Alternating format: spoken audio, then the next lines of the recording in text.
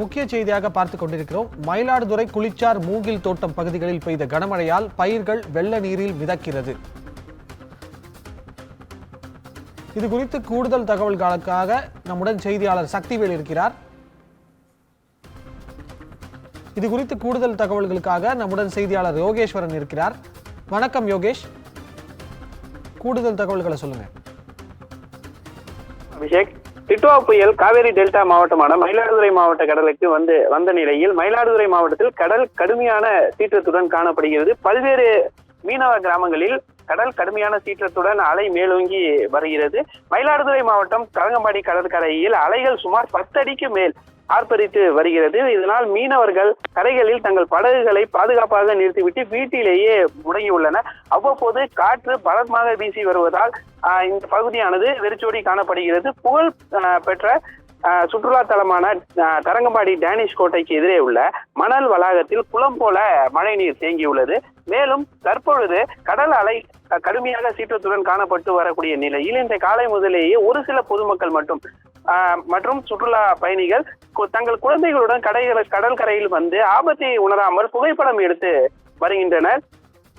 இந்த பகுதியில் தொடர்ந்து சாலை மழை ஆனது பெய்து வருகிறது. மயிலாடுதுறை மாவட்டத்தில் கடந்த 24 மணி நேரத்தில் சராசரியாக 12 சென்டிமீட்டர் மழையானது பதிவாகியுள்ளது. இந்நிலையில் மயிலாடுதுறை மாவட்டத்தில் நடப்பாண்டு மயிலாடுதுறை, குத்தாலம், தரங்கம்பாடி, சீர்கா ஆகிய 4 தாலுகாவில் உள்ள 1,70,000 ஏக்கரில் சம்பா தாளடி நடவு செய்யப்பட்டுள்ள நிலையில் தொடர்ந்து பெய்து வரும் மழை காரணமாக தாழ்வான பகுதிகளில் உள்ள விவசாய நிலங்களில் தண்ணீர் சூழ்ந்துள்ளது. மயிலாடுதுறை அருகே உள்ள குளிச்சாறு ஊராட்சியில் சுமார் 500 ஏக்கருக்கு மேல் விவசாய சம்பா சாகுபடி நடவு செய்துள்ளனர். கனமழை காரணமாக நடவு செய்யப்பட்டுள்ள 25 நாட்களான பயிர்கள் நீரில் மூழ்கியுள்ளது. இதனால் 150 ஏக்கருக்கு மேல் அந்த பகுதியில் பாதிக்கப்பட்டுள்ளது. ஏக்கருக்கு சுமார் 35,000 ரூபாய் வரை செலவு செய்து உள்ள நிலையில் தற்போது பெய்து வரும் தொடர் மழையால் விவசாயம் பாதிக்கப்பட்டுள்ளது.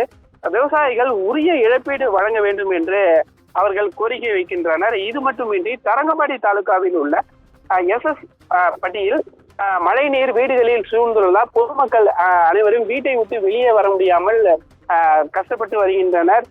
அந்த பகுதியில் உள்ள புதுத்தெரு, அம்பேத்கர் நகர், ராமலிங்கம் நகர் உள்ளிட்ட பகுதியில் உள்ள 100க்கு மேற்பட்ட வீடுகளில் மழைநீர் சூழ்ந்ததால் அவர்கள் அன்றாட தேவைகளுக்கு கூட மிகவும் சிரமப்பட்டு வருகின்றனர்.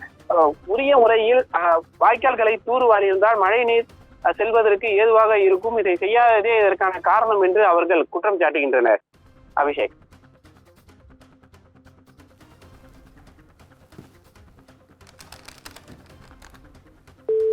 தகவல்களுக்கு நன்றி யோகேஸ்வரன்.